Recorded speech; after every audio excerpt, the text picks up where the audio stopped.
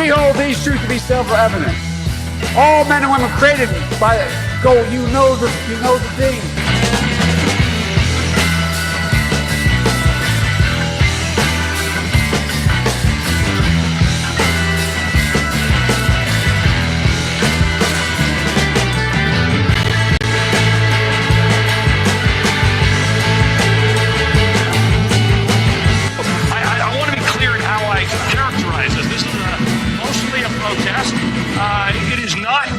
It is not, generally speaking, unruly, but fires have been started. And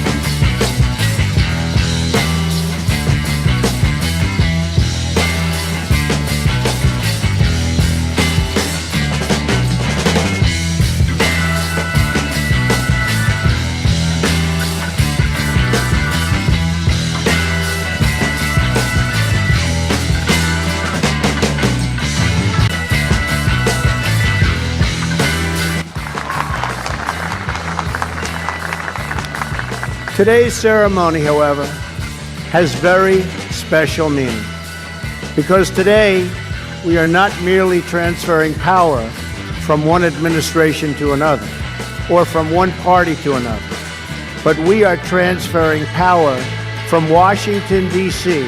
and giving it back to you, the people.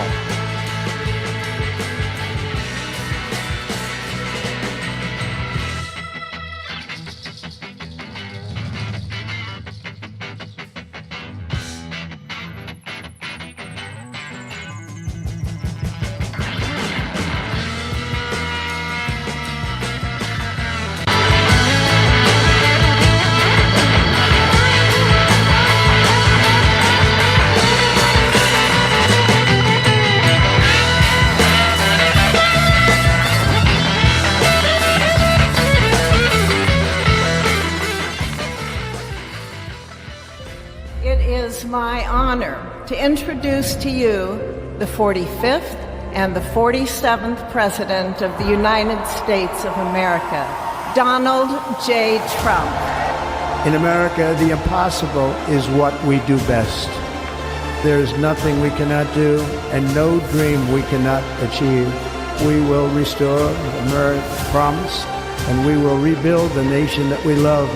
We will stand bravely, dream boldly, and nothing will stand in our way because we are Americans. The future is ours. The golden age of America begins right now. America's decline is over. We will be working to meet every crisis with dignity and power and strength.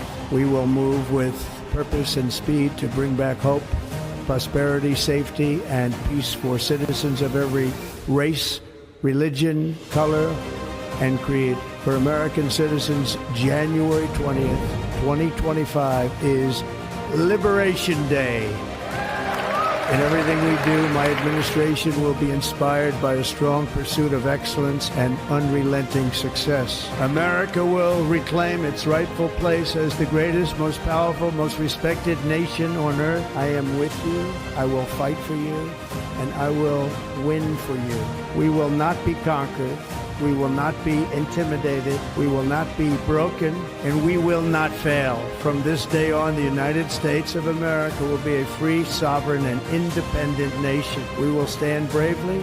We will live proudly. We will dream boldly, and nothing will stand in our way because we are Americans. The future is ours, and our golden age has just begun.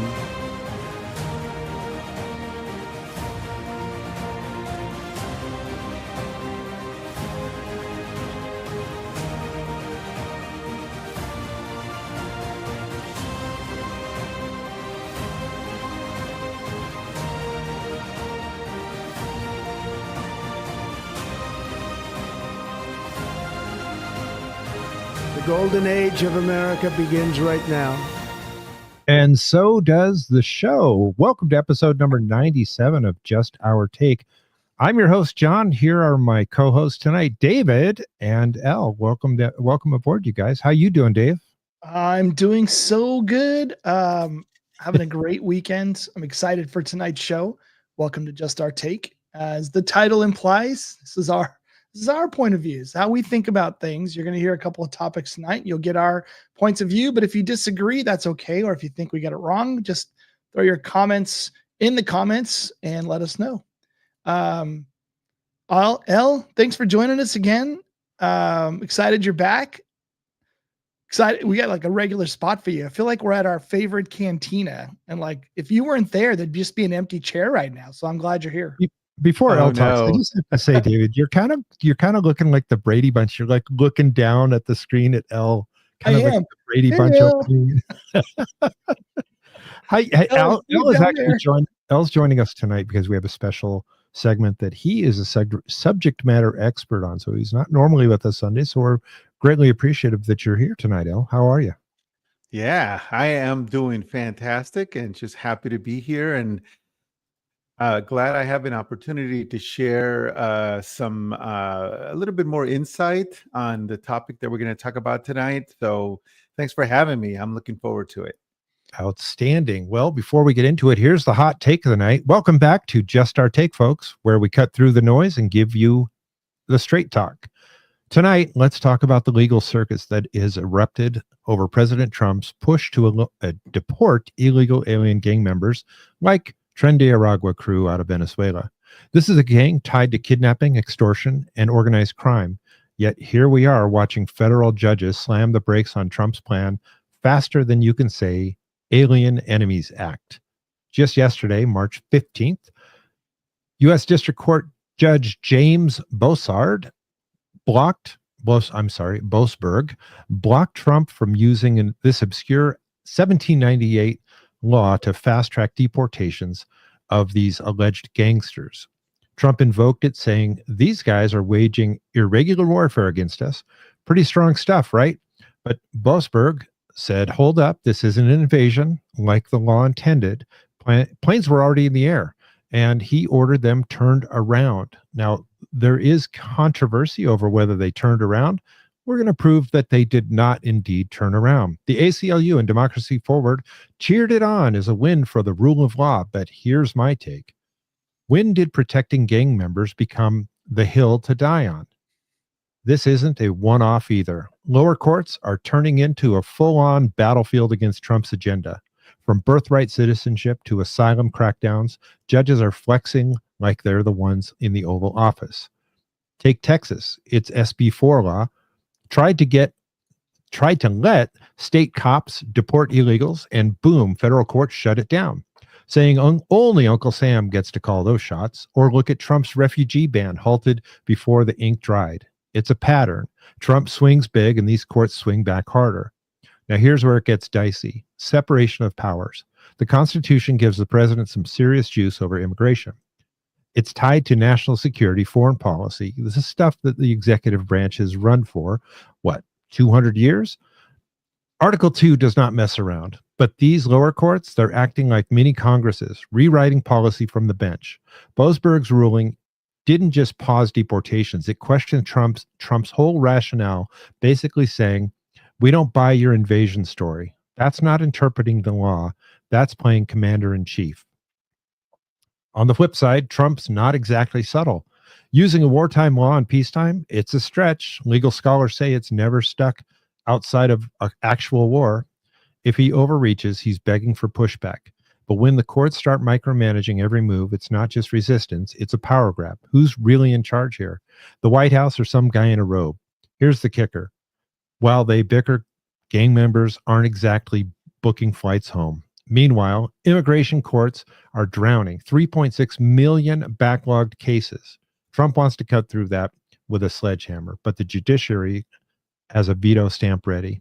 Love him or hate him, this tug of war's got bigger stakes than just deportation. It's about who runs the show. And that's just our take. What's yours? Yeah. What happened to the 3 separate but equal branches of government? I know what happened. It's the cabal. That's what's happened. And they are panicked. Well, let's talk more about the Mahmoud Khalil. I'm sure I'm saying that right. Khalil case. Mahmoud, I'll tell you what.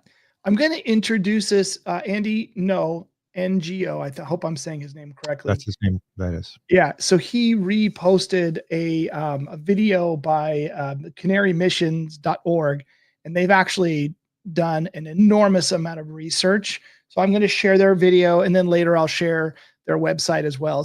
So for those of you who would like to dig deeper and learn more, you can. But I've got a couple of videos to tee this up. I'll start with this one. Breaking news: immigration agents arresting a Palestinian activist at Columbia University. Now, this comes as the Trump administration is threatening to revoke green cards and visas of those who support Hamas.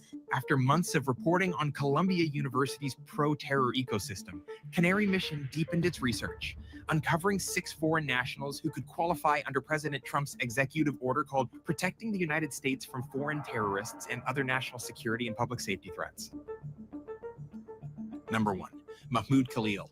Khalil is an international graduate student born and raised in Syria.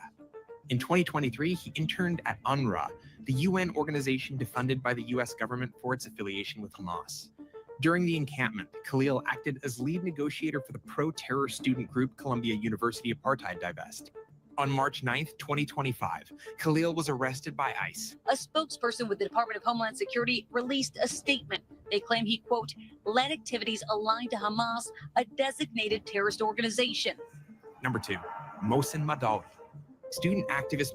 Before I play, there's 6 on here, and they do a really good job of showcasing the other 5. Would you like to hear more? It's another couple minutes. Yeah, I mean, let's do it. All right, I'm letting it go. Mohsen Madawi is from Al Faria, a town under Palestinian Authority control. He is affiliated with pro-Hamas groups within our lifetime and Students for Justice in Palestine. He justified and supported Hamas terrorism and praised a family member who was an actual Hamas terrorist. Active at the encampment, he served as co-president of Columbia's Palestinian Student Union. We are here in the belly of the beast. Nobody can silence us. Number 3, Abdul Qayyum Ahmed is a former Columbia professor and South African national affiliated with the pro-terror group Faculty and Staff for Justice in Palestine. He supported the encampment at Columbia University and praised the student activists. Our students have shown us how to be disobedient. Our students continue to show us the way. Number 4, Audra Simpson is a Canadian anthropology professor at Columbia affiliated with Faculty and Staff for Justice in Palestine. She defended the pro-terror encampment and signed a petition in support of the violent student organizations Columbia University Apartheid Divest, Students for Justice in Palestine, and Jewish Voice for Peace. Number 5, Saf Shamoun is a Syrian native from Aleppo and a PhD candidate in anthropology at Columbia University. He supported the encampment at Columbia and also participated in anti-Israel protests across New York City. Finally, number 6, Mohammed Abdu. Abdu explicitly supported Hamas and Hezbollah after the October 7th attacks in Israel. He was educated in Canada from 2004 until 2019 and was a visiting professor at Columbia University during the encampment. While I might be with Hamas and support the resistance, absolutely. I don't pledge allegiance to no American, let alone to no constitution. I don't call myself an American, and I've never called myself a Canadian. That was our list of 6 suspected foreign nationals associated with the Columbia University encampment. Do you know any other foreign activists that support Hamas? I'll pause it there. Are you surprised? Is there any shock or any surprise that's a short list? By the way, since this video was made, I'll show you on the website. There's another couple of dozen other people that have been identified. They were trained in other parts of the world. They came here deliberately, specifically to Columbia University. They set up camp, and when the time was right, and by the way, I think it was 2 days before that October 7th massacre in Israel, they actually began their organization in 2023, I think it was. So 2 days before the massacre is when they began in earnest their mobilization. I wonder if they knew something. I was going to say, it sounds to me like coordination. It sounds like coordination. I would agree with you. Okay, so if you're not fired up from that, which I can't imagine how you wouldn't be, so then you're wondering, well, you know, how do our leaders feel about it? Hold on a second. So Sorry, I'm teeing up the next one, which is Marco Rubio's response. So the question is, does the U.S. have the authority? Does anyone in the U.S. have the authority to say, I know we gave you a green card, which is this is the big debate for Mahmoud. He got a green card. Some people say he got his green card because I don't know if they were married before or not, but his wife is pregnant, and that's why he finally got his green card. I have no idea what the origins of. But the reality is he has a green card. Can you take that away and deport him? And the answer is yes. And here's Marco Rubio to explain a little bit more on Face the Nation. Is there any evidence of a link to terrorism, or is it just his point of view? Yeah, they take over. I mean, you should watch the news. These guys take over entire buildings. They vandalize colleges. Intensely. They shut down I'm colleges. asking about the specific justification for the revocation of his visa. Was there any evidence of material support for terrorism? Was the negotiator negotiating on behalf of people that took over a campus, that vandalized buildings? Negotiating over what? That's a crime in and of itself, that they're involved in being the negotiator, the spokesperson, this, that, the other. We don't want it. We don't need these people in our country. We never should have allowed them in the first place.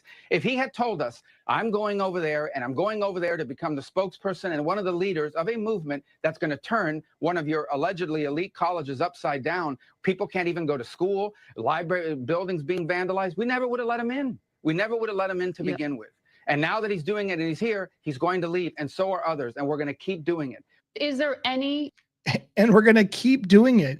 Now, if you remember, there were protests all over the country. And by the way, there still are pro-Palestinian, pro-Hamas, anti-Israel, anti-Jewish little protests still happening. It's just the news isn't talking about it the same way, but it's still happening. They're ramping back up. And one of the things that we talked about here on the show, and we pointed out very early on the coordination, they all had the same tent from the same manufacturer. Those tents were not cheap tents. They were very expensive tents, as a matter of fact. And then we did some of the live streaming from UCLA, because I have a friend, a very good friend, whose daughter was going to UCLA at the time. So yeah, we've covered this extensively. And I have seen, like you're mentioning, David, that they're ramping back up. They're ramping back up. And I do have, by the way, if anyone's interested, I did pull together just at least 5 videos where you see Khalil out there actively part of the peaceful protest, where they're smashing windows and fighting, other incidents where the people that he was influencing are, what's the word for it? Maybe we can put those links in either the chat, if you can do that, or we can put them on the information down below so people can go back in. We really want you to do some research on these. Yeah, it's absolutely worth watching it, because when they say, when you hear things like they were causing Jewish students were being told by the way, in Colombia, the Jewish students were told, hey, you probably should avoid these areas and instead stay in these areas for your own safety. So you're paying, like, you're at this prestigious university. Some of you might have paid, others might be on scholarship, but regardless, you're there and you're being told that because of your religious beliefs, you can't travel through campus like any other student. And in fact, several of them were actually confronted. And there's lots of videos to show that as well. It's absolutely disgusting. So then the question came up to our speaker today. And I'm telling you, I like this guy. I know sometimes I question the financial budgets they try to pass, but beyond that, I like the way this guy stands up. In your estimation, what crime did Mahmoud commit to warrant his arrest, detention, and potential revocation? Let me tell you something. I went face down the angry mob at Columbia at the height of that stuff. When the pro-Palestinian, pro-Hamas protesters were there. I'm telling you, this is my own observation, not something I read in the newspaper. It was dangerous. I met with Jewish students before we went to campus who were hauled away off campus because they were instructed by the administration not to come to class, which they paid for for fear of their physical safety. The administrators there refused to take control of that campus. They refused to allow the PD to come, the police department to come in and take control. And it turned into a chaos. The president has since been removed. And now they got the same problem again. Columbia and other universities, they have to keep control of campus. The first responsibility of an administration is ensuring the safety of the students who are paying tuition to be there, for crying out loud. This madness has to stop. We have to get control of it. This guy apparently was a mastermind of those very things, when the gnashing of teeth and the ripping of clothes and the people screaming at me, wanting to rip me limb from limb because I was there talking about moral clarity and how there's a right and a wrong. They were doing that. They disrupted the campus. They were threatening physical violence to their fellow students. If you're on a student visa, I'm going to say this clearly. If you are on a student visa and you're in America and you're an aspiring young terrorist who wants to prey upon your Jewish classmates, you're going home. We're going to arrest your tail, and we're going to. Good place to stop it, David. So he did that one for you, John. The can you pull that video down so L's not covered by Marie's comment here? There you go. Them playing on the fact that his wife is pregnant is no different than them yelling about family separation. Sorry, pal, you did it. You need to own it. That was from producer Marie. I've got a question. Does the fact that his wife is pregnant, does that play into him being able to stay here? No, not at all. So if I may. Yeah, before you do, let me just background you real quick. L is he is a naturalized U.S. citizen from Guatemala, right? Yes, and that so is correct. He's been here as a naturalized citizen for the better part of his life, and so who better than to speak on this subject than him? So please take it away. Yeah, and I'm not going to bore our audience with the long process, but the legal process is very arduous. It's time consuming, and you can talk to anybody, any professional athletes or actors that have come over. It doesn't matter what level of stature you have in the world. Everybody goes through the same government bureaucracy to become a legal resident and then to become a U.S. citizen. So first of all, I don't know that the U.S. is short on anthropology degrees.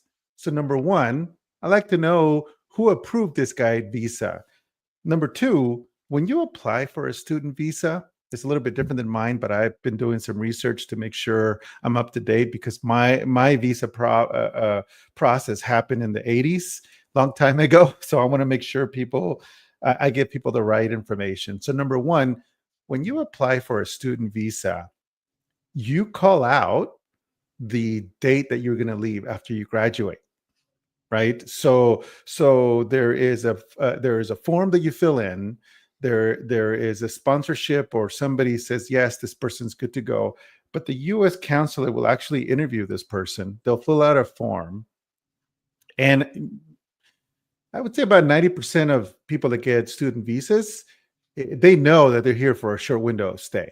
So number one, this guy more than likely overstayed his visa, which a lot of people do, right? So if that's the case, he should have kept his trap shut, because you're letting this administration, who wants to get all of the people that are here illegally, and if you're extended your stay illegally, it doesn't matter if your wife is pregnant. You sign a piece of paper that said, yes, I'm going to be here for 4 years or 6 years. I believe the guy's 31. So I'm pretty sure he's already exceeded the window of time to be a student visa. So he's already violated at least one law. And I'm making that assumption. Let's assume he got an extension. It's very difficult to get an extension for a career or a role that anthropology degrees are. You go to any state school in any of the big states. I used to live in Texas, and that was like the probably one of the easiest degrees to get. So a lot of kids are getting anthropology degrees. So would there be an existential need for this guy? Probably not. So he's already, as we say, skating on thin ice. So the last thing you want to do is bring attention to yourself, because more than likely you extended your visa. You probably broke a few laws, right? They have that on paper. right? When you But get a doesn't- student visa, when you get any type of visa, you go through a process where you say, you actually sign. They ask you, are you part of a communist government? Are you coming in here to disrupt, national, what do you call it, activities? You sign this form saying you're not going to be involved in any political gatherings, pro or anti whatever. You sign your life away to come and study to the US. So this under threat of guy, deportation, right? exactly, at Right. any moment, again, Secretary Rubio was spot on. The visa, you're invited. You're a guest of the United States, which means just like now, I've been in tech most of my career, and I've traveled abroad. And guess what? Other first world countries have the same type of visa requirements. I actually had to make sure, I'll mention one country where I had to get a letter of our office that was representing us in that country to state out what I was going to be doing in that country for 2 weeks. That's right. And then I have to get an affidavit notarized and submitted to that country's consulate, and they had to review that with my business card, how long I had worked for this company in the US, making sure I wasn't making any side gigs. So this is nothing new for people that travel across the world, but also people that are coming into the US to study. This is no secret. This is not I fell asleep that day and I just checked a bunch of boxes. No, it's in bold, in Form 160 states all of these components that you agree to in order to come into the US. That's why Secretary Rubio was very clear and said, hey, if you would have told us that you were going to be doing this, we were not going to let you in. Now, not only do you submit a form, you're also interviewed by the US. The US State Department has an office for students who want to come in and study here. And there you're asked very similar questions. So if you said, no, I'm not going to be involved in any political gatherings I'm not a US citizen, you actually state that on the form. I'm not a US citizen. I will not be involved in any political gatherings of any kind. So this guy knew what he signed. Right. There's no doubt. So when we look at this, and it's getting an awful lot of attention, and yes, part of what happens is they meaning people that would come here to do us harm or to try to tear down what we do. Those folks, they use our own laws against us, and they try to play that it is a right. You are violating my rights. No, you don't have those same rights. You are not a citizen. Is that correct? Right. That is correct. You have, like I said, you are a guest of the US. Now if you need assistance, the State Department will come in and help you out, right? Just like you need to go to the doctor, or you have an emergency, or you need to fly out. Some of the companies I work for, we've had employees overseas, and when there were some political things going on in those countries, our US company had teams to extradite people at an emergency, right? So, and they work with the State Department. So the State Department knows who you are, right?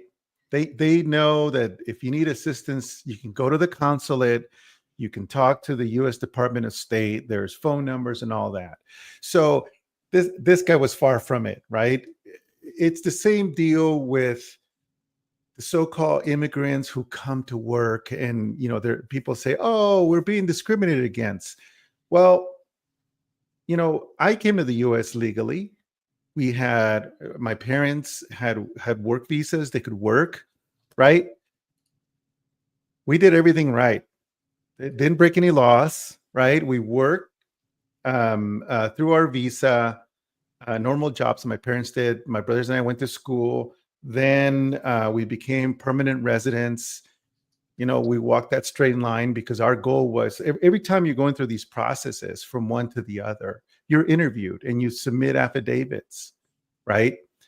Obviously, if you have any crimes, if you've committed any crimes, chances are you're not going to get a permanent green card or be considered for citizenship. The U.S. citizenship laws are very clear. And so to see this guy supposedly from Columbia University, a pretty prestigious school in America, to see him, start the ball when he was being arrested, he realized then the games are over. We're not playing any games. You signed papers. You told America you were coming here to study and you were going to follow the law, right? So in addition to that, L, there is under 18 USC 241, it's illegal for two or more people to conspire to injure, oppress, threaten, or intimidate anyone in the exercise of their constitutional rights, like free exercise of religion under the First Amendment. Anti-Semitic acts targeting Jews for their faith falls under this act. So these protests were all about anti-Semitism. Yeah, that's the phrase, from the river to the sea, right? And there were some news stations, MSDNC was one of them. Oh, that's not what it means. No, that's literally what it means. Exactly. And yes. Yeah, it means we can't coexist with Israel, and therefore we need to abolish it. It's super clear just because you don't want to acknowledge it. But the key piece is I started to read through. So he was issued a green card. Noor, am I saying her name right? She is a citizen, actually. I'm not sure what the origins of her being a citizen are, but she's a citizen. He has a green card. So theoretically, he has permanent residency. He's protected by our Constitution, the whole same thing. But in the rules for having a green card, and you can keep me honest here, El, because you're much more studied about this than I am.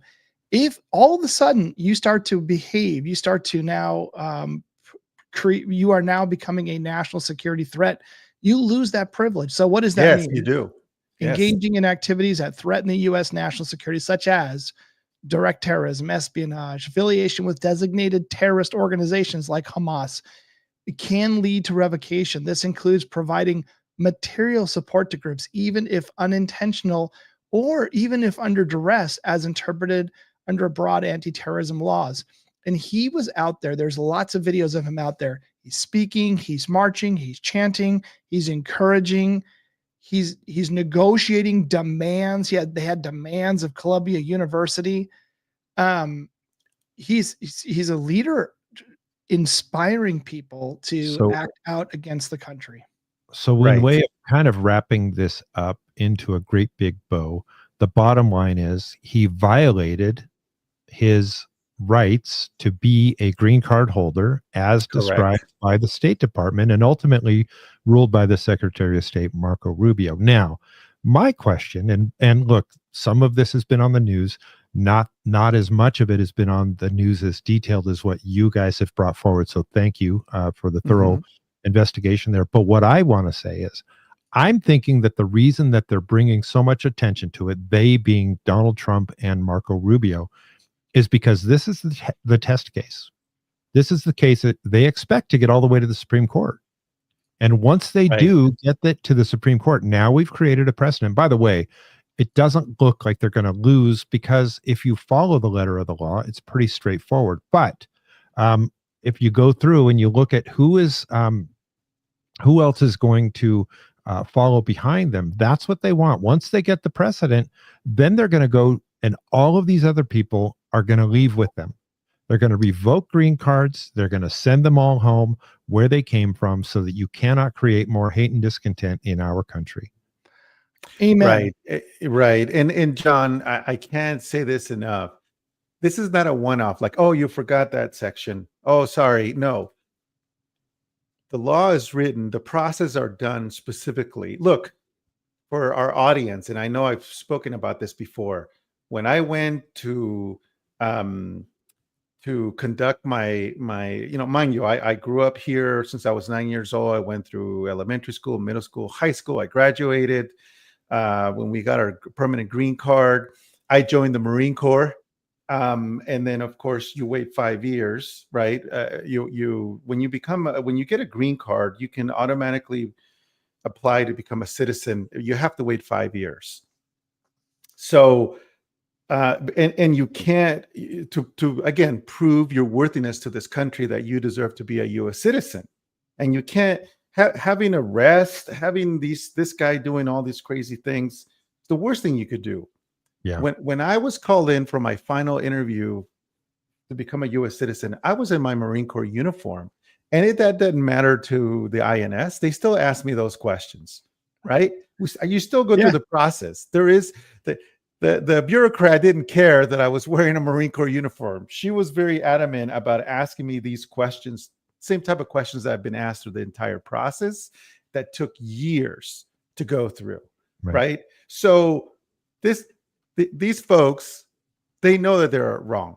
They think that they don't care because the last administration really did us a disservice into the world, where they just opened the doors and they just turned the other cheek, which is irritating for us that have worked our tail off. And we made sure we didn't even get a jaywalking ticket when we waited those years, right? We made sure we paid our taxes. We made sure we didn't have that one bill was late for electricity or phone or whatever, insurance. We were fully insured. So the fact that this gentleman thought, "Oh, I'm above all that," I'm sorry, No, I don't buy it. So, you knew what you were doing. These guys, that part of their fatwa, if you will, is to use our own laws against us and use our sense of fairness against us. Right. That's part of the whole process, and they've talked about it. I remember when the 9/11 attacks happened. That was discussed in great detail, that they were going to use our own laws and our own open-heartedness and, come, your huddled masses. They were going to use all of that against us. Speaking of which, France wants their Eiffel Tower back. Yeah, not the Eiffel Tower. Sorry, the Statue of Liberty. I don't know why I said Eiffel Tower. They want the Statue of Liberty back. Hey, just really quick, I wanted to share this, but I'll take it because we need to get moving. Just sorry. Yeah. This is the growing list of people that have been deeply involved. And when we put the link to this website in the show notes, and you click on any one of these, there's a whole profile and all their activities, all the evidence. Some of them are citizens, some of them have green cards, some are here on student visas. This list of people, this is continuing to grow, and this is just the beginning of it. And I agree. It was deliberate. It's very strategic to use our good-hearted nature to take advantage of us. And now during the Biden admin, when so many people streamed across the border and were flown in and bussed in, these folks came in as well and said, I just want to be here, want to be part of the crowd. And now they're activated. And on that note, I want to thank our sponsor, Steel Rebel Design. Steel Rebel Design makes all the hats, shirts, cups, hoodies, mugs, you name it, they do it. If it's got our logo on it, or if it's stuff that we've authorized, they're doing it for us. So Kim and Company down at Steel Rebel Design, they make the Just Our Take old school design. That's a beautiful design there. That was one of the first ones we had done. And then here is a couple that were wearing the Trump Fight Just Our Take shirt. It's got the Just Our Take logo on the sleeve, and on the other sleeve it's got a QR code, so you can say, oh, here's some guys you should be following, Just Our Take, and they can scan the QR code and it'll take them right to our page. So those are two really cool designs that we have. And then we also have the white MAGA on snow camo. That's one of my favorites. We have the gold on snow camo. And then we've got the dark MAGA. That's the one David's wearing right now. As you can see, it's kind of like your stealthy MAGA. So people don't attack you right away. They wait till they get right up close to you, and then they do that. They're rude to you. But anyway, our friends over at Steel Rebel Design, they take really good care of us. They're going to take really good care of you. Down below, there's a link, and you can click on merch, or you can click on the hats. You can find all of the products down there. And if you can't find them, you can get in touch with Kim personally, and she will make sure that we get you all dialed in with your Just Our Take merchandise.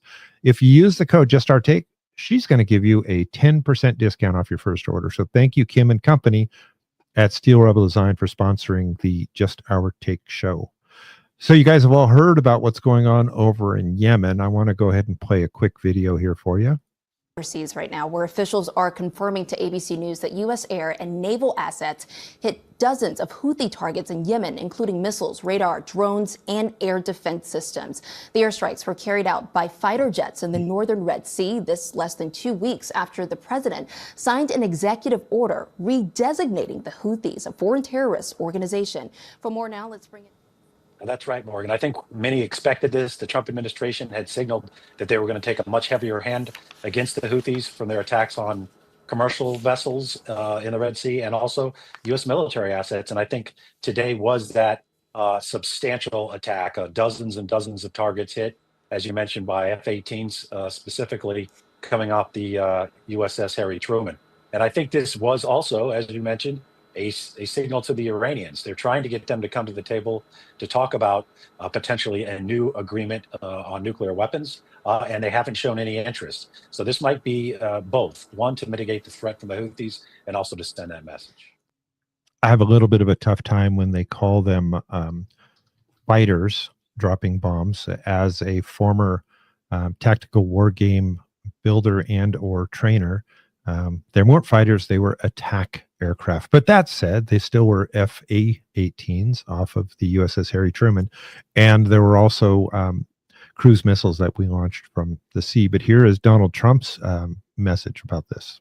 President Donald Trump announcing that he has now ordered airstrikes against the Houthi rebels in Yemen.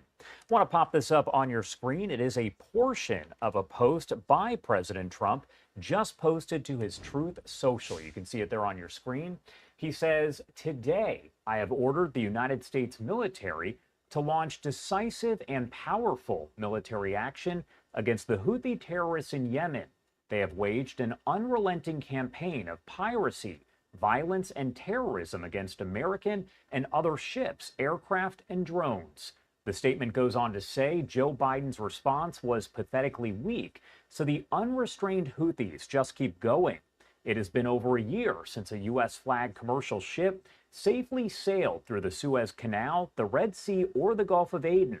The last American warship to go through the Red Sea 4 months ago was attacked by the Houthis over a dozen times.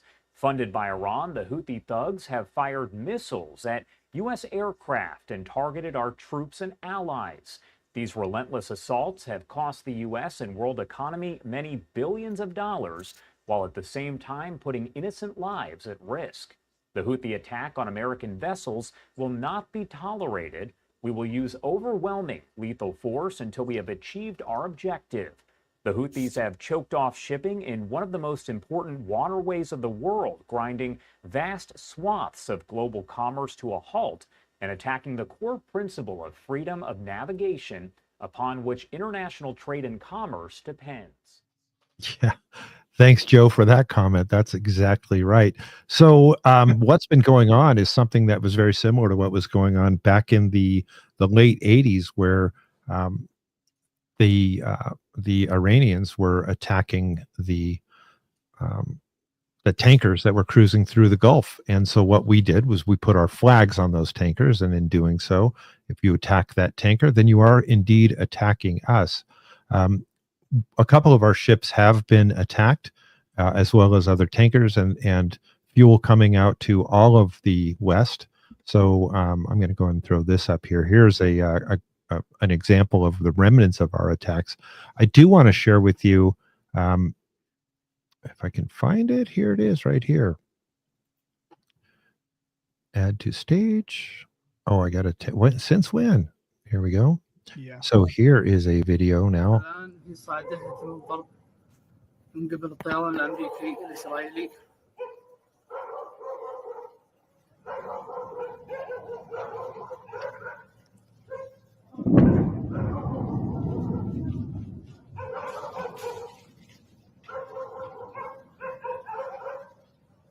في محافظة الصعدة. والله لم يرضى مثلا. فإلهم أنفسهم.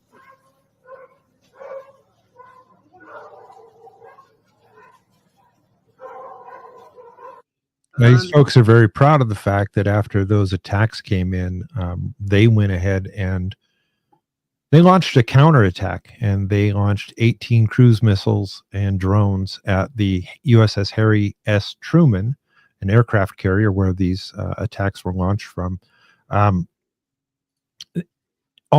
They're saying that they made contact with the Harry S. Truman, that there was severe damage.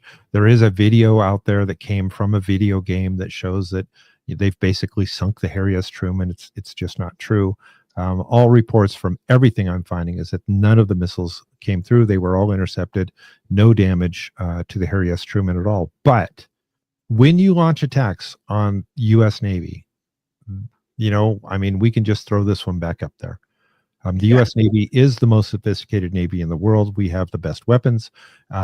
The Tomahawk missiles that were launched from some of the aircraft or some of the ships out in the area, they have the ability to go 1,500 miles and go through an 18-inch window. They can go into an 18-inch window in a building. They are precision Tomahawk missiles, and let me tell you, they will do some serious damage. The idea that they're going to do harm to us, and listen, they're not that hard. I'm going to say it. They're not that hard to shoot down if they have the right targeting and the right weaponry to counter. I'm guessing that they've done the assessment and that they don't have those things. They're about $1.5 million each. So every time we lob one of those over there, there's some more money going into the economy of San Diego. Not to mention their precision. They're not going to do an awful lot of collateral damage, which is a good thing. John, I don't know if you remember, but under the previous administration, one of the first acts was to remove them from the terror watch list, the Houthis in particular. So that changed after October 7th, 2023. And just for, I think it's helpful to know the area we're talking about. This is the section that the Houthis are attacking oil tankers and military ships. They're basically saying we're gonna hold you hostage, or we're going to attack you if we consider you to be a threat, and disrupting the oil tankers from moving through the sea actually became a pretty important issue for us, and it created a bit of a shortage, actually. Now, not a massive shortage, but just enough of a shortage of fuel where it impacted a number of nations. So it's pretty narrow strait, though. You can see it's pretty hard to hide in there. So it looks narrow. Having been in there, I can tell you that it's not very narrow at all. It's actually pretty broad in as far as their weapon systems. Where they're really doing a great job of causing problems is in the two choke points to the north and south, where it does get very narrow. So the Suez Canal is one of the areas that they've really been targeting. Not a good place. And the other part is that 40% of the oil that goes into the Indo-Pacific comes from this territory. So it is strategic. It's a very big strategic target, and it's not one of those that we want to mess around with. I'm going to also tell you, it's very interesting. Little fun fact. It's a tangent here, but Harry S. Truman was one of the people that allowed, or I should say, helped support what was going on over there in Palestine, and moving the Palestinian people into what they call Palestine, and recognizing Israel and all of those good things. So it's just a little bit of a quinky dink there. I don't know. Go figure, right? That's it. Nothing. I got nothing on that. But what I will say is the Houthis are no match. And I believe, keep me honest here, this was a joint effort. It was the U.S. and Iraq working together, if I read correctly. I don't know if we're going to see a retaliation from the parent company that's supporting the Houthis. Oh, no. We might.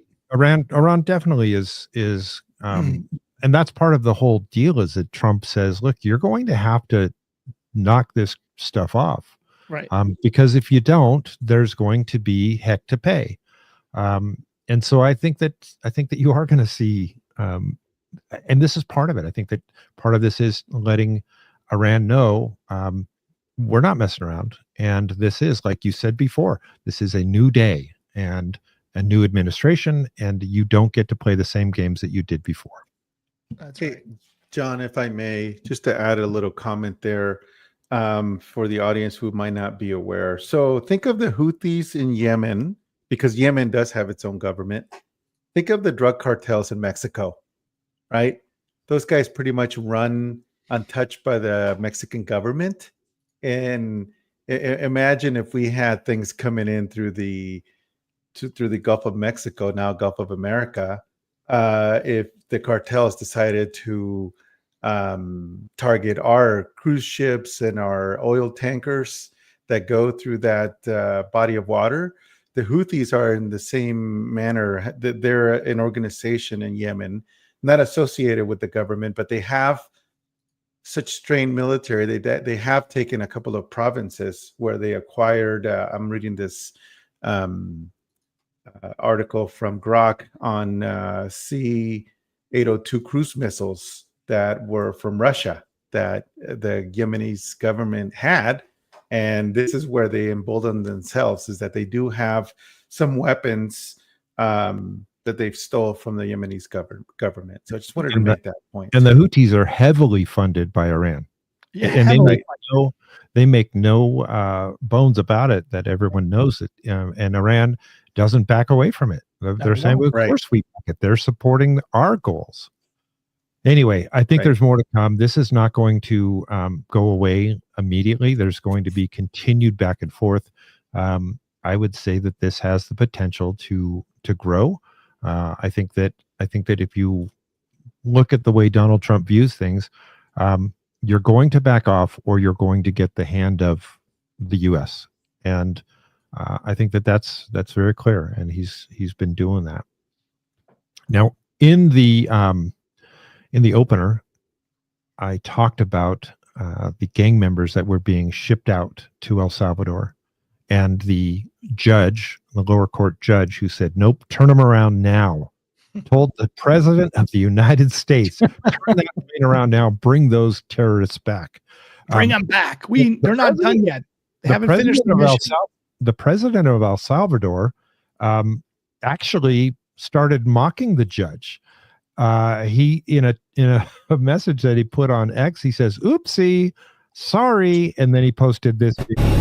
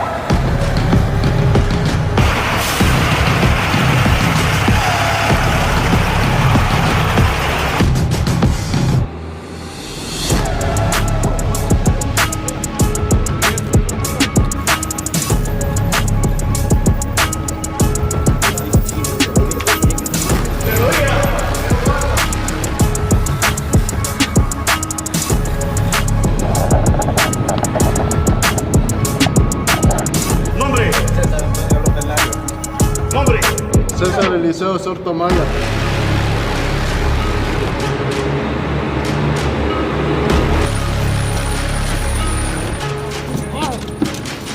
Easy!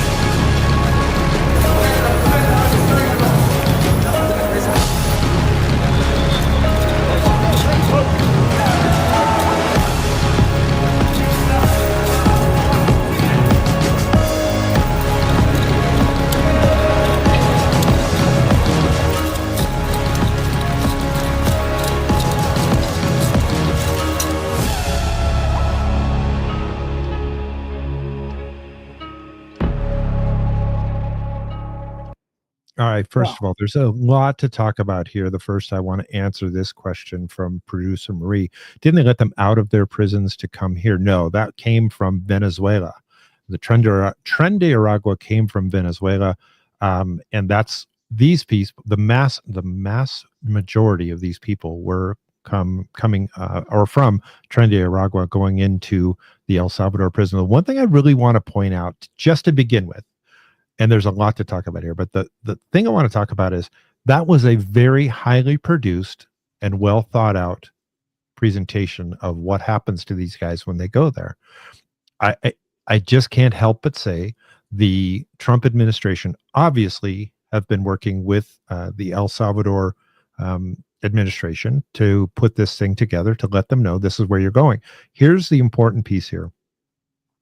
El Salvador said, this is a prison, and let me just read you an excerpt from it.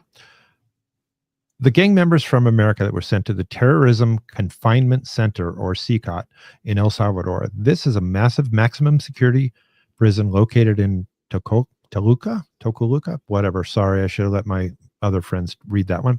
About 45 miles southeast of San Salvador. It's designed to hold up about 40,000 inmates. And as of recent reports, it already has over 14,000 prisoners, primarily of MS-13, Barrio 18, and now Tren-de-Aragua.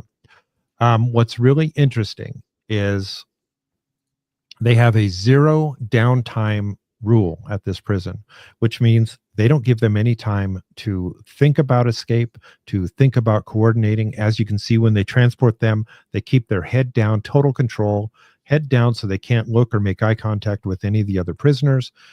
When they are in fallout mode to go to their meals, they all have to sit in a very close, very confined space with their head on the back of the person in front of them. There was a military term that we use this, but it's not appropriate for today's show. But it is a just when they heel to toe. We'll keep it clean. Oh, thank you. Heel to toe. That was it.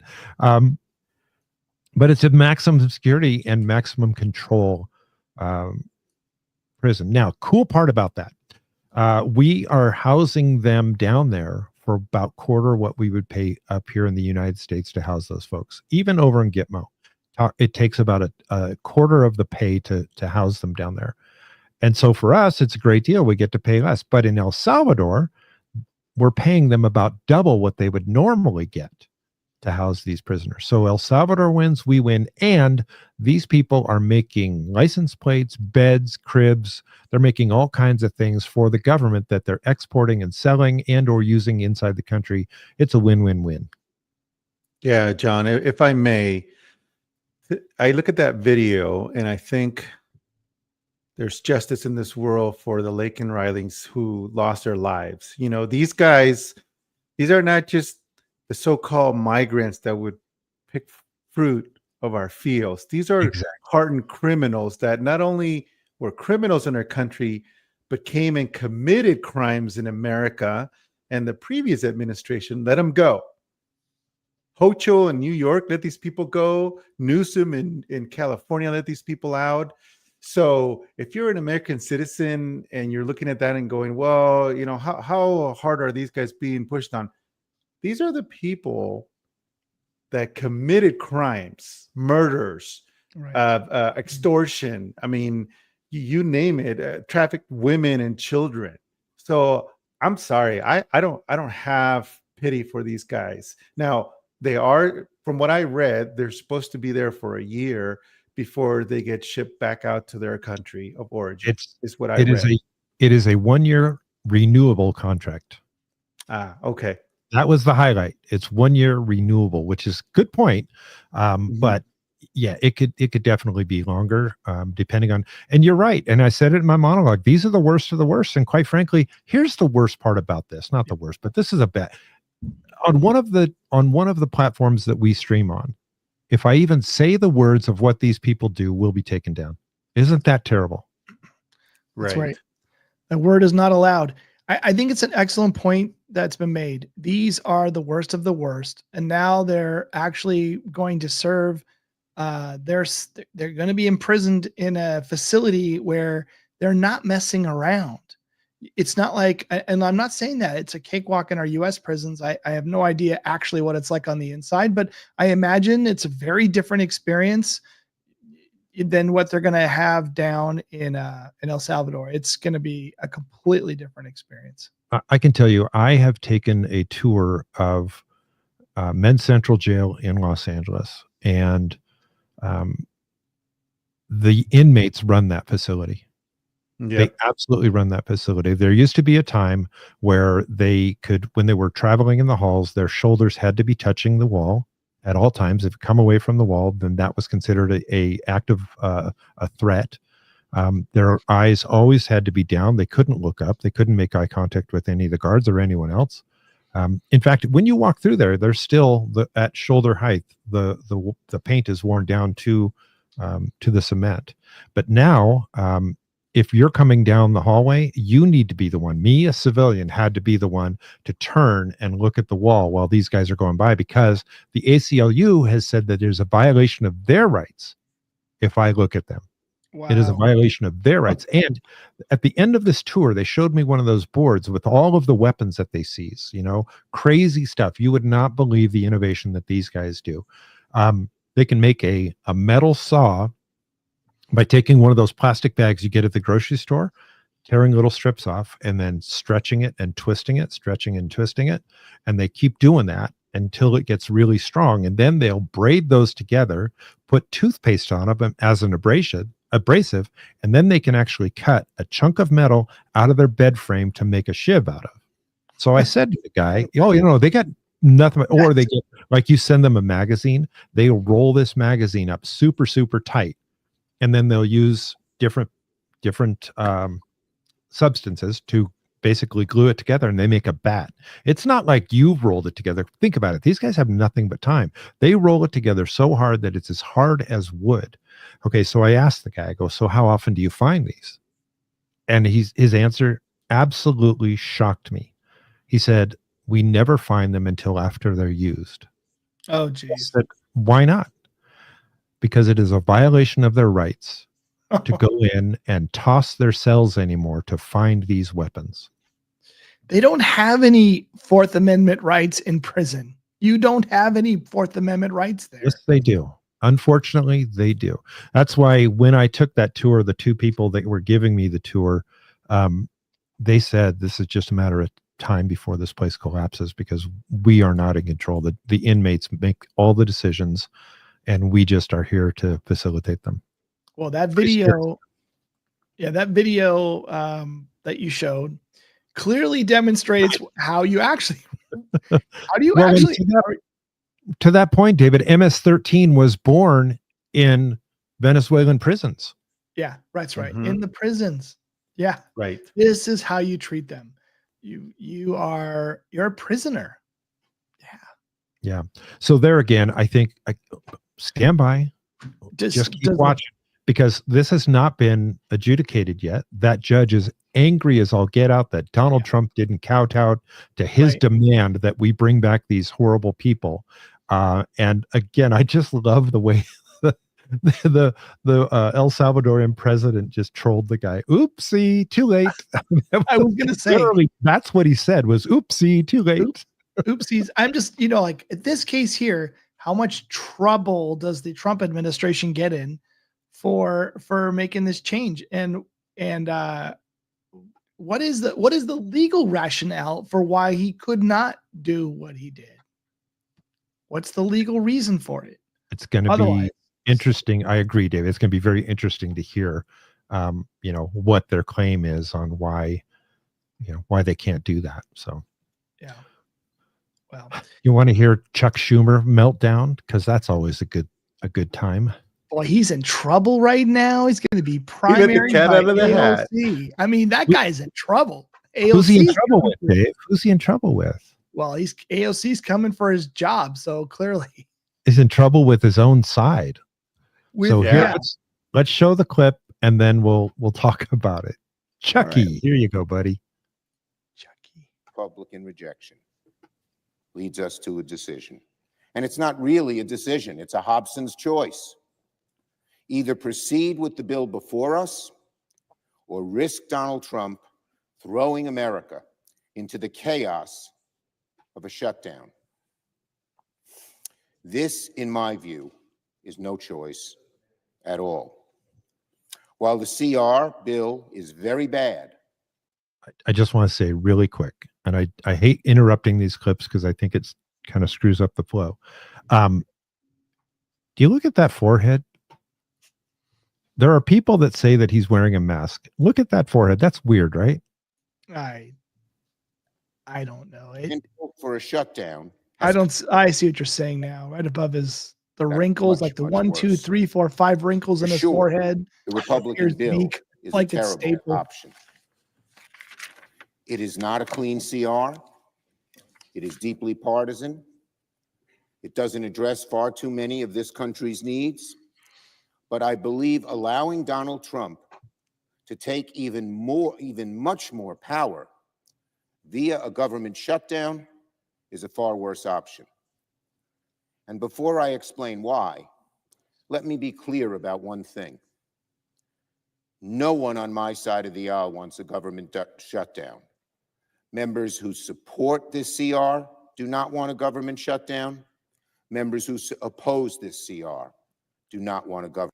Okay, so CR again is a continuing resolution. Basically, it just funds the government moving forward so that they don't have to shut it down. And usually when they put a CR together, it is filled with all kinds of garbage and pork and everything else. This was a 1,578-page continuing resolution saying, yeah, keep doing what you're doing, keep spending what you're spending. Well, and that's the thing, right? So the Democrats, why are they so against it? Well, they're against anything that Trump is for. So they don't care what it is, right? It could be gravity. We've solved gravity. We've solved how to fly. No, flying is bad. Stop it. So they're anti, but this is literally the same spending that they've already approved. And now they're saying, no, we will not allow it. And honestly, I feel like, what a great opportunity for Trump to go, oh, that's it. The Democrats shut down the government. I guess we got to figure out no one's getting paid, clean house. Yeah. Welcome, Alice, by the way. Glad you're here. Yeah. I mean, this whole thing is funny to watch because, he is in a lot of trouble with his own side. They are angry at him, and there is chaos in the Democrat Party again. Speaking of which, how about if I toss to this one? This is a fun one. You remember who Alina Habba is? Yeah. Yes. Yeah. I wanted to say it that way too, El, but John gives me a hard time when I respond that way. Yeah. Yeah. A while back, we had Joe shuffle out and come up to this fake Oval Office, and we talked about it at length, and we kept on going back and forth on it. You remember that show, David? Yeah. Yeah. So here, Alina Habba points out exactly what we're looking at. You guys, This is I so just great. finished a show. Look at the room that they put me in. We're in Biden's fake Oval Office, everybody. And I've actually figured this out. I now know why. I now get it. Turn the camera around. There is a screen, teleprompter to the face. All I can say is the last administration was a disgrace. You guys, Disgrace. That's French for it's a disgrace. Just kidding. Wait, I don't know French? French. It's probably Italian, but that's okay. You can. She's right though. I mean, we've seen the. I have a photo that I don't have it ready for tonight's show, but I have a photo of that studio with Biden, his wife, and in the back you can see it says Seacrest Studios. Seacrest is very famous for. He did the shows for who's these girls that are the daughters, the Bruce Jenner's girls, that whole show thing. I never followed any of it. Yeah, so Seacrest is responsible for that, and he has a set of studios in Hollywood. I wouldn't be surprised that that's the same Seacrest that was named in the badged on the back of the building where they were filming these kinds of nonsense. Well, which is why I point out the mask on Chuck Schumer. That was not normal face. Now, maybe he had makeup on. I don't know.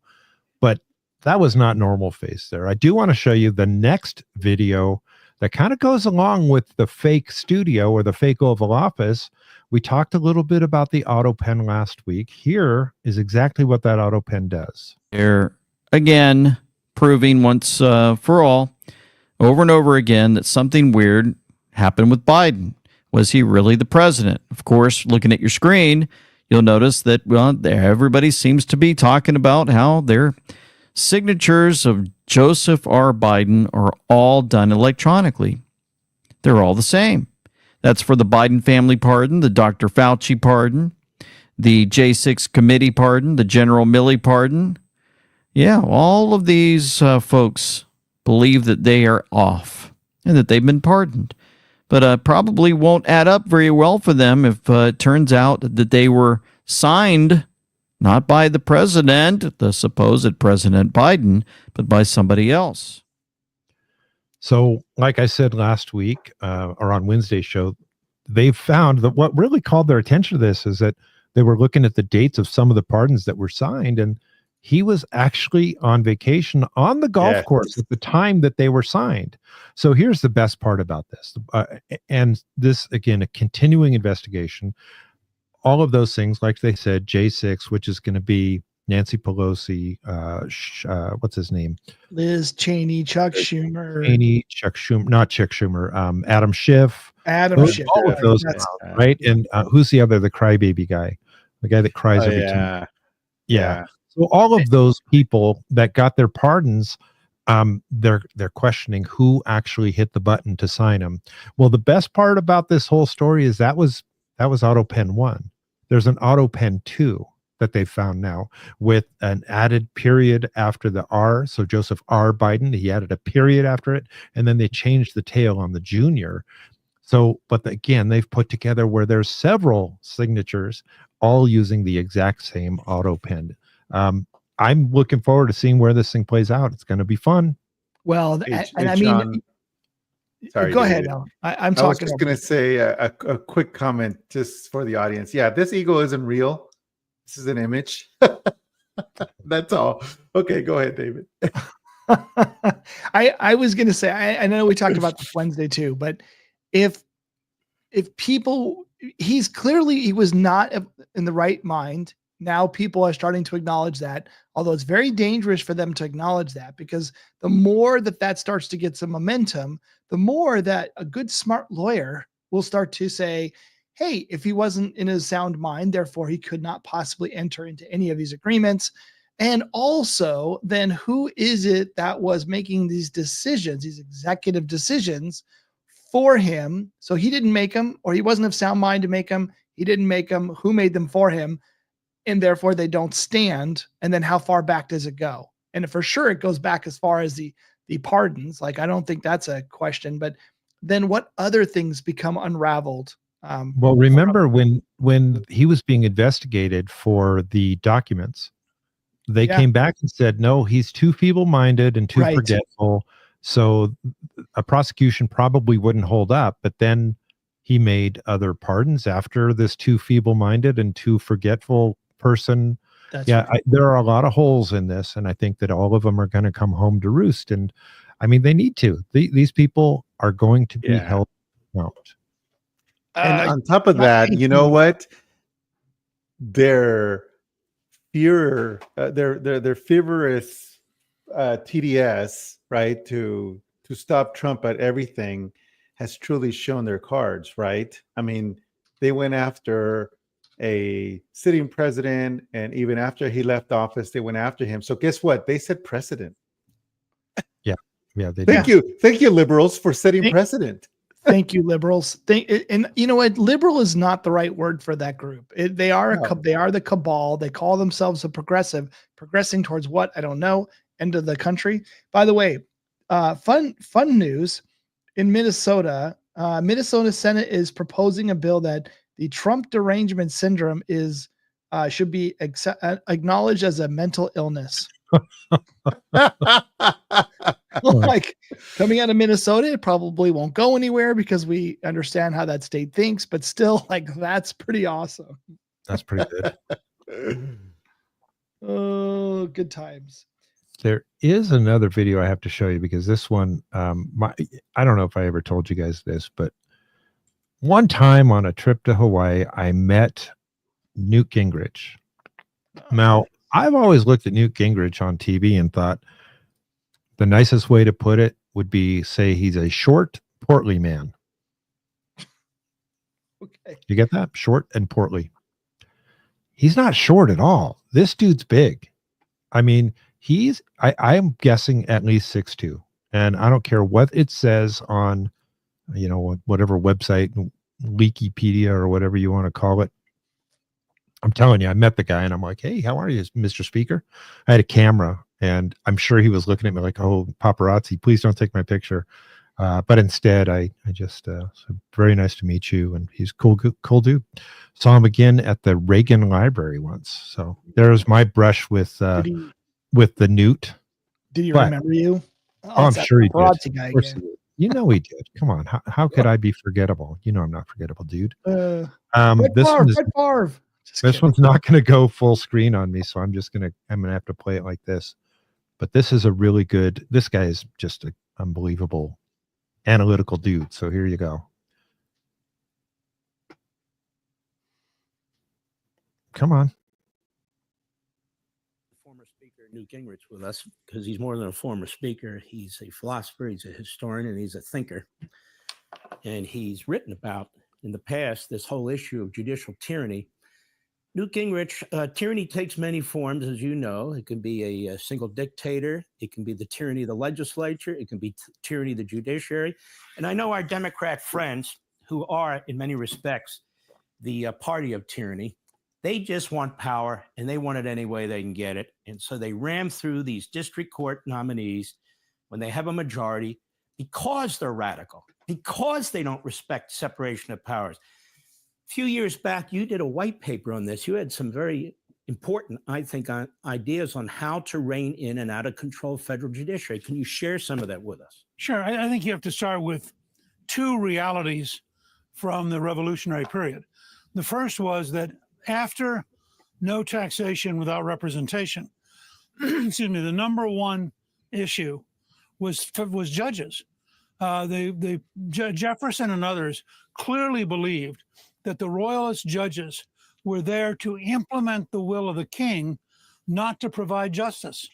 And so there was a very deep hostility to the idea of the judges being able to lord it over everyday folks.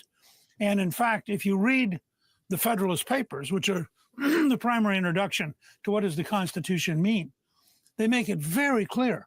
They believe the legislative branch and the executive branch are much more powerful than the judicial for a practical reason. The Congress and the president together can simply abolish judges. And it's only with Marbury versus Madison, which is totally dishonest in how it's currently portrayed. In Marbury versus Madison, Marshall understands that if he doesn't go down a very careful line, Jefferson will abolish the court. And so he has a very convoluted reasoning that he knows will make Jefferson relatively happy while asserting that the court can make this decision. Lawyers ever since have dramatically expanded the meaning of Marbury versus Madison and have ignored the reality that the judicial acts of 1801 and 1802 indicated total dominance of the legislative and executive branches over the courts because they can abolish them. So you start from that background and you realize that where we are today is that the last castle of left-wing nuttism are these district judges and one or two Supreme Court judges. And that what they're doing is a fundamental assault on the constitutional order. There you have it. Again, Newt always lays it out there pretty clear. And, to my understanding of what he just said, the judicial is the last to go, because the king, if you will, or the president could ultimately abolish the individuals, not the entire legal branch. So I just like the phrase left-wing nuttism. I thought that was great. He's always good at those things. You saw on the screen 4.0 earthquake just now in Malibu. Let's hope and pray that that is not a pre-shock, that is just the pressure release valve. Yeah, there've been a number of small quakes up and down the coast. A few of them registered here, and people were like calling and saying, "Is everything okay?" And it was like a 3 point something, on the scale, on the Richter scale. So it was not. There was a handful of them that came right up, boom, boom, boom, right up through Montana.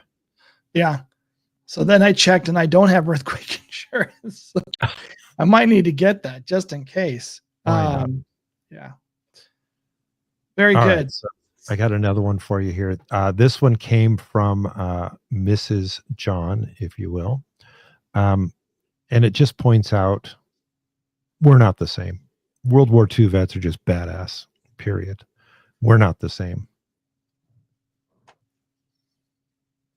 Hey, where's the boy? Where's the sound? Come on, there's got to be sound with this one. Come on, Scott. Get it right. There we go.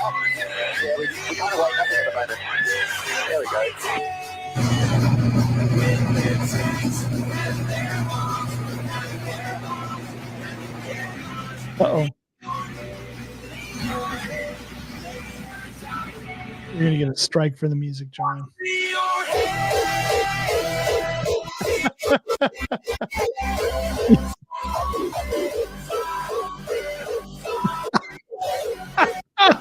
Oh, it's so great.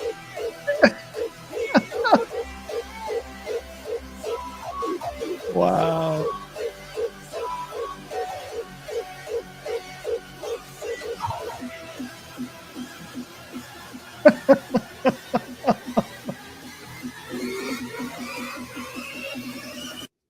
We are not the same. Isn't that great? He's got the biggest grin on his face the whole time. That was my gosh, it was so awesome. I mean, the guy has to take his walker out there to get on the plane, and then he powers through. All these other guys are just yeah. Well, they Pretty were passing out in planes that are not. I mean, you're not hitting high G's. I mean, it's a piston-driven engine. You're not going to be hitting like an F-16 9G. So it's funny to watch the young lads pass out in a little prop plane. Well, some of those prop planes can hit 6, which is a pretty decent G load on the body, especially if you don't know what you're doing. I've got a 19-second banger here, and that's about it. And then if you guys have anything else, I don't know if you guys have any quick hits. David, I know you did have a quick hit that you wanted to get ready, so why don't you pop that one ready? Meanwhile, let me toss this one up because everyone needs a little love from the border here. You ready? Let me get this guy going here. Scott, hurry up. Hurry up, Scott. I don't see how you can hate from outside of the club. You can't even get in. Let's go! Cause I'm feeling like I'm running and I'm feeling like I gotta get away. Better know that I don't and I won't ever stop. Cause I gotta win every day. Oh, okay. It's so nice to have a secure border. Okay, I'll tell you what.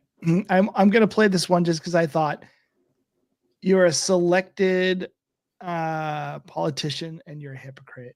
It just kind of made me laugh. This is Mark Kelly. All right, here I am with my new ride, Chevy, good old Chevy Tahoe, here in Washington, D.C. Got one of these in Tucson as well. This one was made by Union Labor, United Auto Workers in Arlington, Texas. Always good to buy Union cars, incredibly reliable. He did this after selling his Tesla because he bought his Tesla, but then later found out what a nightmare Elon Musk is. And well, I can't support Elon Musk anymore. So I sold that and I bought the Chevy. Now, why did I buy my Tesla? Well, because it was the right thing to do for the saving Political expedience. and now that I found out that's no longer in, I, like the good values driven individual that I am, I bought so guess what?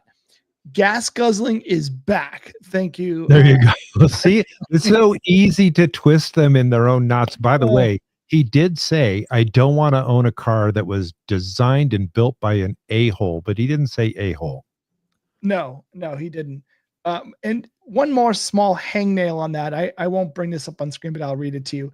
So Mark Carney, I don't know if I'm saying his name right, but the new Prime Minister of Canada, he actually got rid of the carbon tax. Now, this is something Trudeau was very passionate about. We need to tax people to oblivion to pay for global climate change initiatives that may happen here or someplace else. Anyways, he abolished them, which I'm like, this is something I wasn't expecting. So awesome. Who knows what's next? Yeah, good job. That was the first thing he did was the right thing. Let's see what he does next. So quick hit. I don't know if you have any video or anything on this, David, but SpaceX is. Oh yeah. Rescue. You know what? They landed. Did you see the video? Nope. The docking. Yeah. So I stayed up last night with Mrs. David. We stayed up. And I'm like, I'm ready to fall asleep. We're going to stay until we see them dock, till they open up the hatch, till they come through the hatch. It was epic, and of course we're like, well, how come more people weren't excited about that? And then all I could think of is for all the people in my family that, have their I hate Musk signs. I'm like, this guy flew to the International Space, had his team fly to the International Space Station with a very diverse crew, by the way, to go rescue these astronauts. What have you done lately? I mean, it's incredible what they did. I met some great folks. As I mentioned earlier, the business that I was working at has gone away, and my job went with it. And so I am now officially, unofficially retired and or unemployed, you call it. But that said, on our last night, it was pretty cool because I got to meet some folks that are like-minded and not 100%. I mean, some of these folks are in different areas of the spectrum. On the general, consciousness, they are more like-minded than not. And there's a good video. Thank you for bringing that up. But it was really cool. It was really cool to have some conversations talking about what it is that we do here on Just Our Take and what our mission is and what our thought processes is. And I think that some of them may have joined us tonight. So welcome if you guys did show up tonight. We really appreciate you coming on board. And if you haven't done so already, please hit that thumbs up, no matter if you've been here before 100 times or whether it's your first time here. Hit that thumbs up. It helps other people find the show, even if we're about ready to go off the air. We can always watch these videos on replay, and we encourage you to share them with your friends. If you're not a follower of the show, please consider giving us a follow and check out a few of our episodes. We love it when people give us feedback. If you think that we missed the mark on something, we called something totally wrong, you can either send it down below in the messaging. You can send us a little message down there. You can email us at justourtakeshow@gmail.com. Or you can throw something at your screen and regret that you did it. But anyway, thank you guys for being here. We do have episode number 100 coming up. As you know, this is episode 97. Episode 100 will be a week from this coming Wednesday, if everything goes well. Episode 100, where there's a few things we're going to do, not the least of which we're going to show you an epic outtake from the very first time David and I were trying to do our show. This was back in 2000. David gets embarrassed about it. It has nothing to do with him. There was a technical difficulty. I don't want to show you any more than that, but producer Marie, and I believe Katz, has seen the clip that I'm going to show you. You will love it. It's a lot of fun, but not the least of which I want to bring in some of our friends of the show that we can put on the air, people that have either guest hosted before. I'm going to grab some of them and put them on the air again, and just to help us celebrate our 100th episode. And we're also going to take time to go through our old intro, the intro that we had prior to this one. And we're going to go through little by little, one thing at a time, and just let you see exactly what we're doing when it comes to putting together the intro video. There's a lot of Easter eggs in there, a lot of things that we have designed in that intro, so you can, I don't know, think through things. And then hopefully when you see that, you'll start looking at the next intro, and I'll be creating a new intro for the show. But we're going to hide Easter eggs on that one too. So again, hope you guys enjoy that. Be good times. I found a couple quick videos. I don't know. I'm not necessarily an astronaut, fanboy, but I just cannot help but be so excited about this whole SpaceX, the Dragon taking off, the booster rocket being recovered, and these guys getting there within a day and change, and now docking and then reconnecting with people. It's just incredible. Sorry, John. I found the video and I was like, this is super cool. One comment on the intros, I have to tell you, I love what you've done with them. I love the little Easter eggs that are in there. And for those that are, double clicking and triple clicking into news stories and, kind of watching the way things are unfolding, it's really cool. It's kind of fun. So I can't wait to see the next one you put together. It's good. David, if I may add to your comment about SpaceX. So China, I just saw a documentary last night on how the government of China has 2 government-run space programs, and their whole policy is to follow and try to copy everything that Elon does with SpaceX. That's how good his vehicles are. You have a full country, a full government saying, whatever we do, it better be identical to whatever that guy's doing, because everything he does has been working pretty well. So I just wanted to add that to it, because I watched that last night and my jaw was on the ground. This was a very well documentary. It was about 40 minutes long. They basically said the Chinese government created this private company, and you could see the rockets. Their capsule looks just like the Dragon. Wow. They want to do the same. They're doing this. They're about 5 years behind Elon, but they did the little grasshopper, the little first spaceship that walked around and landed. So it was amazing to see now a full country go all out, and their whole mission is copy what that guy's doing over there. But that's indicative of everything they do. They do not invent or innovate anything. No. They're great at stealing other people's ideas and making them production, right? And Marie here just has a tee-hee-hee, and I'm assuming that the tee-hee-hee is regarding the little clip from episode number 1 that we're going to show. I'm also going to try to go back and get some of our earlier clips from earlier shows. You guys can find all those. Again, they're all online here. We haven't taken any of them down, but they're all online. And if you guys want to go back and take a look, you can all do that as well. Looking forward to some of our upcoming guests as well. And I'm still in negotiations for the barbershop 12 o'clock on Fridays. So we'll see if I can get that thing happening. On that note, anything last minute things from you guys? I'm good. That was awesome. That was fun. You guys nailed it tonight. Thank you very much. I really appreciate that intro. That you guys did a great job together on that. And with that, what would you do?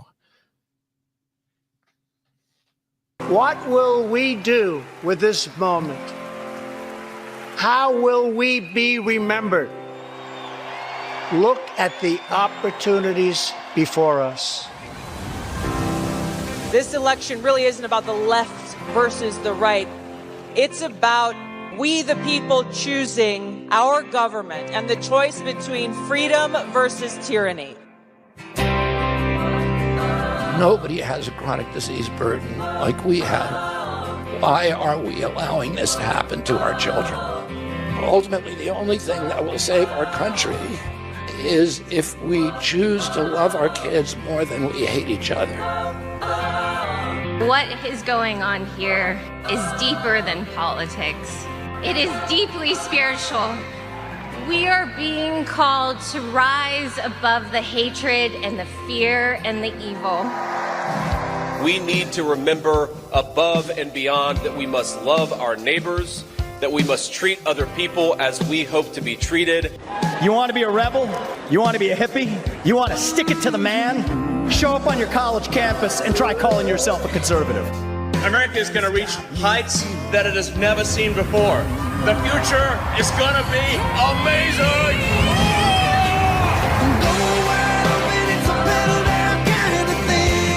Don't you want healthy children?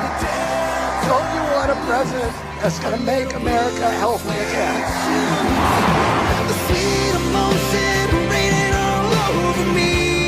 I come to you today as a former Democrat. I will be a first-time Trump voter tonight.